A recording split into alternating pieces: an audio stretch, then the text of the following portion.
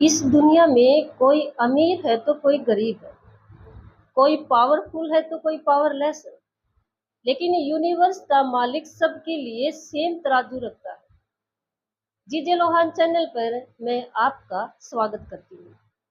एक बार एक राजा ने अपनी नगरी में घोषणा करवाई कि महाराज अपने लिए एक महामंत्री को चुनना चाहते हैं और आम जनता से जो भी चाहे इसमें पार्टिसिपेट कर सकता है। सब लोगों को एक टास्क दिया जाएगा और जो भी इसमें विजेता होगा वही महाराज का राजा का महामंत्री होगा। ये घोषणा सुनने के बाद बहुत सारे लोगों ने इसे जो टास्क में पार्टिसिपेट किया।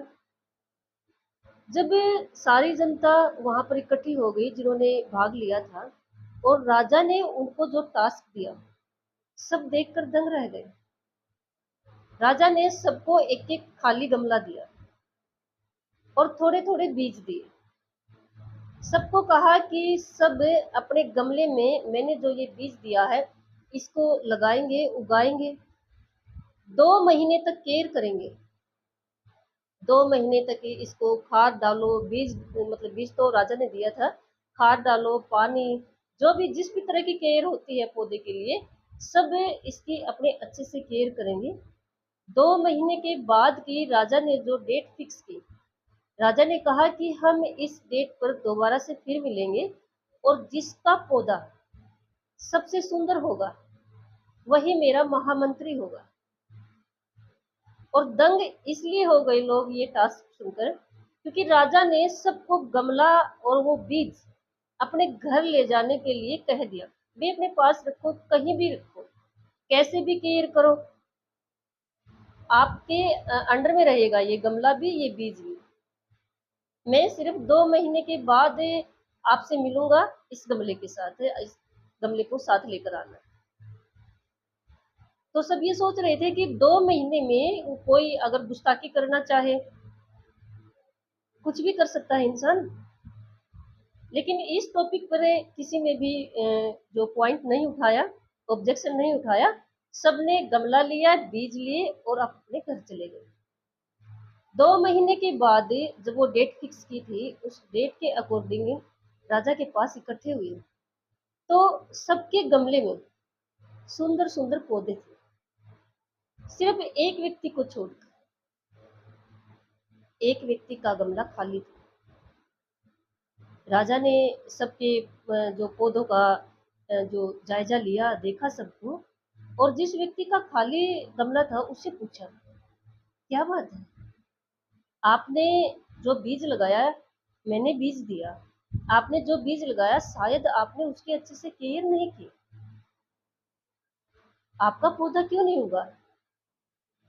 उस व्यक्ति ने हाथ जोड़कर कहा, महाराज मैं झूठ नहीं बोल रहा हूँ, मैंने बहुत ही अच्छे तरीके से वो बीज लगाए, मैंने उसकी केयर की, 2 महीने तक अच्छे से पानी डाला, जो भी केयर होती है पौधे के लिए मैंने सब अच्छे से किया। लेकिन महाराज मैं सच बोल रहा हूँ, पता नहीं बीज क्यों नहीं उगा, और सबके बीज उग गए, मेरा क्यों नहीं उगा? ये सुनने के बाद राजा मुस्कुराए और सबके सामने जाकर कहा कि मेरा महामंत्री ये व्यक्ति होगा। सुनकर फिर सब दंग रह गए कि सबके इतने अच्छे अच्छे पौधे थे गमले के अंदर और उस व्यक्ति का गमला खाली था। महाराज ये सब क्या कर रहे हैं? तो राजा ने रीजन बताते हुए कहा कि मैंने आपको जो बीज दिए थे ना, वो सारे बीज नकली थे, वो उगने के लायक नहीं थे, खराब थे। मैं आपकी परीक्षा ले रहा था। आप सबने महामंत्री पद के लालच के लिए अपनी तरफ से पौधे तैयार किए, लेकिन इस व्यक्ति ने काम कैसा भी था, टास्क कैसा भी था, ईमानदारी से किया। इसने कोशिश किया, लेकिन इसने दगा नहीं किया, इसने धोखा नहीं किया, चापलूसी नहीं की, चतुराई नहीं की। और यही मैं देखना चाहता था। ये कहानी राजा उसकी जनता की नहीं है, महामंत्री पद की नहीं है। ये कहानी हम सब की और इस यूनिवर्स के मालिक की है, जिसको हम भगवान कहते हैं ना, परम पिता परमेश्वर कहते हैं। उसने भी हमको इस दुनिया में भेजकर ऐसे ही बहुत सारे टास्क दिए हैं, कार्य दिए हैं। और पता है गजब की बात क्या है, जैसे मैंने स्टोरी में बताया, राजा ने 2 महीने के लिए पौधा, जो बीज और गमला उन व्यक्तियों को दे दिया था। ऐसे ही भगवान ने हमको भी हमारे जितने भी लाइफ दी है ना, जो भी टास्क दिए हैं हम पे डिपेंड दिए हैं, हम उनको कैसे भी यूज कर सकते हैं। हम मतलब हमारे ऊपर डिपेंड करते हैं, हमारे कार्य, हमारे कर्म। ये कहानी ये बता रही है, जिस तरह से राजा ने उनको सौंप दिया 2 महीने के लिए, इसी तरह से भगवान ने हमारी जितनी लाइफ है ना, हमको ही सौंप रखे हैं। उस पूरी लाइफ का मालिक हमको ही बना रखा है। अब वो परमात्मा जो हमें टास्क देता है, कर्म देता है, काम देता है, वो हमने ईमानदारी से करने हैं या चापलूसी से करने हैं, चतुराई से करने हैं, मतलब ओवर स्मार्ट बनकर करने हैं, है ना, अपना ज्यादा दिमाग यूज करके करने हैं, या लोगों को दिखाने के चक्कर में ये माइंड रख के करने हैं, वो हम पे डिपेंड करता है पूरी तरह से। लेकिन ये सच है, मैं हमेशा सोचती हूँ कि हर इंसान दुनिया में हर इंसान नॉलेज के पीछे भागता ही जा रहा है। यूनिवर्स के यानी दूसरे ग्रहों पर लाइफ खोज रहा है। पता नहीं कितनी सर्चिंग कर रहे हैं, कितनी नॉलेज प्राप्त करना चाहते हैं, क्या क्या खोज कर रहे हैं। लेकिन जो रियल में नॉलेज है ना, इस दुनिया में आए हुए इंसान और इस परम शक्ति की जो नॉलेज है, वो हम नहीं ले रहे हैं, उसको हम इग्नोर कर रहे हैं। और जो सबसे ज्यादा जरूरी है, देखो थोड़ा थोड़ा सा तो सोचना चाहिए। हम इस दुनिया में रह रहे हैं, हम इस दुनिया से जा रहे हैं, हम नोटिस कर रहे हैं कितने लोग जाते हैं, कितने बच्चे बनकर आते हैं। कुछ रियलिटी बिल्कुल हमारे सामने है, लेकिन फिर भी हम इग्नोर करके एक भौतिक वस्तुओं के पीछे भाग रहे हैं, एक काल्पनिक समाज के पीछे भाग रहे हैं।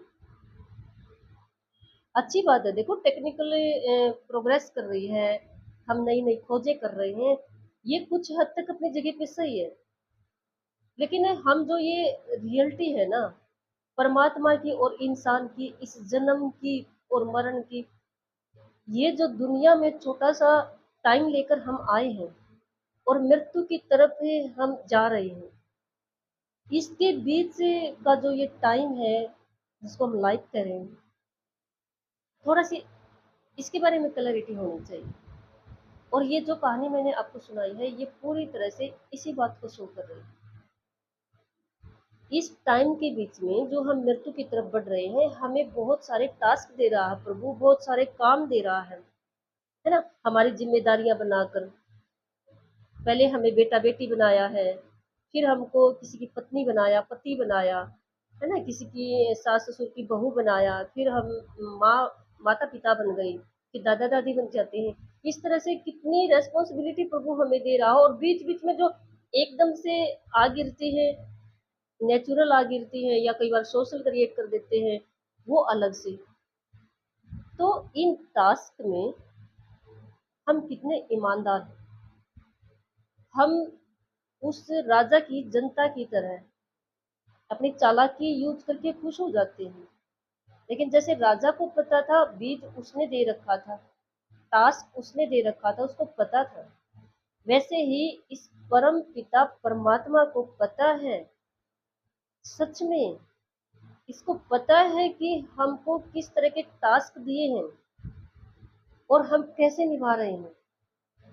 अगर हम, देखो मैं तो हमेशा यही कहती हूँ कि ओवर स्मार्ट बनने की वजह से, चालाकियां यूज करके, ज्यादा चतुराई से इंसान ज्यादा बुराई की तरफ बढ़ रहा है, लोगों को दिखाने के चक्कर में, रियलिटी को छोड़कर। चाहे रियलिटी का पता भी है, लेकिन क्या है कि वो कहते हैं ना कि ये दिखाना कि मैं कितना चतुर हूँ, मैं मतलब चालाकियाँ यूज़ करके अपने आप को शो करना, या लोगों को बस ये दिखावे के चक्कर में, ज़रूरत ही नहीं है। जब काम देने वाला ऊपर वाला है, टास्क देने वाला, ज़िम्मेदारी ऊपर वाला है देने वाला, और निभानी हमने है, और जिस तरीके से हम निभाएँगे ना, उसके हिसाब से हमें रिज़ल्ट मिलेगा। न्याय वहाँ पर होगा। कई बार हमारे सामने ये जो छोटे-मोटे झगड़े, आपसी झगड़े आते हैं ना, हम इनमें अटक कर खड़े हो जाते हैं। इनको इतना बड़ा बना देते हैं कि जैसे हम बस यही कुछ करने के लिए इस दुनिया में आए। रियल में देखा जाए ना, तो ये छोटे-मोटे झगड़े जो आपसी होते हैं ना, इनका को कुछ भी मीनिंग नहीं है लाइफ में, सच में। परमात्मा ने कुछ हमें ज़िम्मेदारियाँ दी हैं, उनको अच्छे से निभाना है, ईमानदारी से निभाना है, और प्रभु ये देख रहे हैं कि हर इंसान को टास्क दिए गए हैं। कौन कितने अच्छे से ईमानदारी से निभाता है, या कौन चतुराई चालाकियाँ यूज़ करता है। बिल्कुल इस कहानी की तरह जो मैंने आपको सुनाई है। हमेशा ही अपने कर्म ईमानदारी से करें। मैं किसी को बता रही थी कि भगवान हमें देखता है, तो मजाक कर रहे थे कि आप पागल हो गए हो। थोड़ा सा नोटिस करके देखना, ये रियलिटी है। और फिर कुछ हम अगर अपनी सोच के हिसाब से कुछ यूनिवर्स को अच्छा दे सकें। बहुत सारे लोग जैसे आध्यात्मिक लोग हैं, या कुछ साइंटिफिक लोग, मतलब साइंटिस्ट हैं, बहुत सर्च कर रहे हैं धर्म के हिसाब से, विज्ञान के हिसाब से। अगर हम ऐसा कुछ कर सकते हैं लाइफ में, नहीं तो बस एक ही बात है कि अपनी ये जो नॉर्मल लाइफ है ना, हम बेटे हैं, बेटी हैं, बहू हैं, पत्नी है, पति है, माँ है, दादा है, दादी हैं, ये तो सिर्फ नॉर्मल जिम्मेदारियां हैं हमारी। इनको बस अच्छे से अपनी अच्छी, मतलब ईमानदारी से इन जिम्मेदारियों को निभाते रहे। ये छोटी मोटी जो घर में लड़ाई होती है ना, इनमें ज्यादा ना उलझे, इनको ज्यादा हैवी ना बनाए। सच में कुछ मीनिंग नहीं है इनका। आध्यात्मिक ज्ञान प्राप्त कीजिए, अगर थोड़ा सा टाइम निकालिए। हर काम करते हुए भगवान का स्मरण करते रहिए। हम जो कर रहे हैं, किस तरह से कर रहे हैं, यूनिवर्स का मालिक, इसकी नज़र हर किसी पर है, और न्याय वहीं पर होगा। अगर हम यूनिवर्स को कुछ अलग दे सकते हैं, मतलब कुछ अच्छा दे सकते हैं, कुछ क्रिएट कर सकते हैं, कुछ क्रिएशन कर सकते हैं, तो वो कीजिए। छोटे मोटे झगड़ों में मत उलझिए।